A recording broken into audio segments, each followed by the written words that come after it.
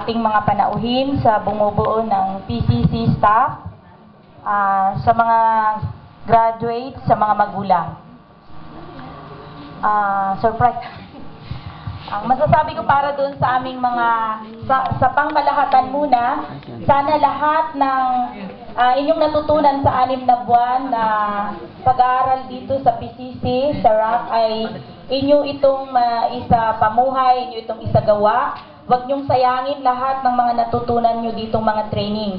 Lalong-lalo na doon sa 7 naming sponsor, na pagkatapos dito, pagka-graduate nila ay idadrop na sila sa sponsorship, na kung saan sila ay mga sponsors sa US, lahat ng mga sponsors nila.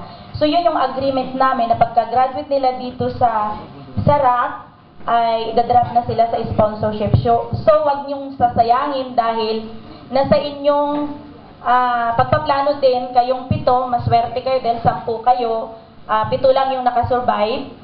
At pagkatapos nito ay pumunta kayo sa office, magmi-meeting tayo at kayo ang magsasubmit sa amin ng plano para i-defend doon sa ating funding agency kung ano ang inyong gustong mangyari.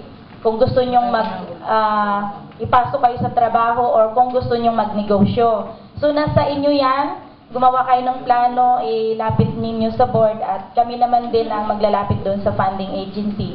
Huwag nyong sayangin at sana maging modelo nyo si Kid dahil si Kid po para sa kaalaman ng lahat. Siya po yung first batch na in-sponsoran po ng Sami Foundation. Hindi po siya RC or wala po siyang sponsor sa US, kundi siya po ay nakita ng Sami Foundation na isang child laborer. Siya po ay nagtitinda ng isda doon sa aming Dabrok.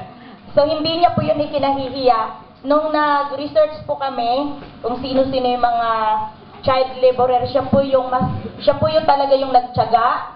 Dahil nagkaroon pa po yan ng tutorial classes, di ba? Nakagraduate yan siya. Tapos nag-exam siya ng placement test.